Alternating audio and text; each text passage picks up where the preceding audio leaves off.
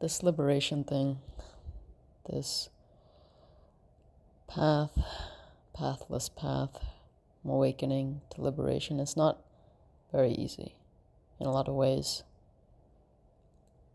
I think there's a lot harder things out there, but in a lot of ways it's not easy. One thing I find particularly hard is this half-born state between understanding there's no self, the mind understanding in its movements that there is no self, and doing in the world, being.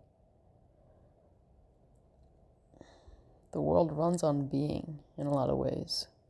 The will to be, the desire to be. But I'm not going to put it off on that. I want to be something, to make a mark.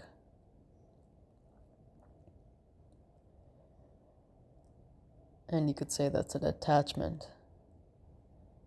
And maybe that's the sort of thing that will keep you out of the kingdom of heaven, of mental liberation.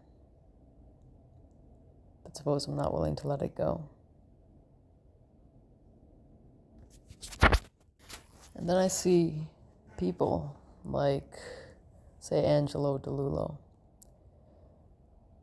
He went to medical school after his liberation, or in the midst, I don't remember, but definitely after awakening and after mental liberation, I think. So how does that work? He didn't say much about it besides he wanted to do something challenging. But how does that work? Medical school isn't easy.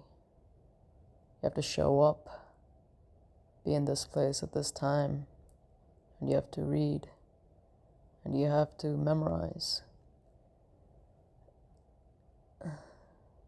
Does that all flow within the flow of life? Or it seems more logical to say that, it seems to make more sense to say that you need to push yourself to do something like that. You need to push yourself in some way. This is where I get very confused.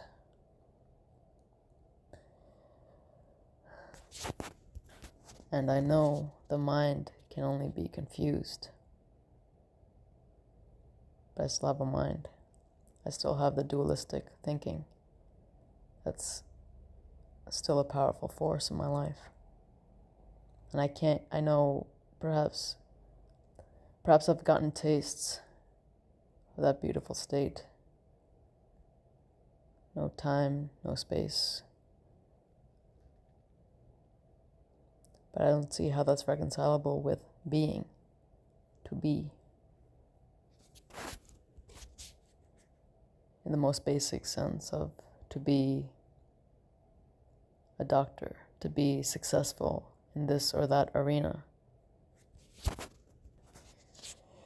If you have any suggestions, any insights, I'd love to hear them.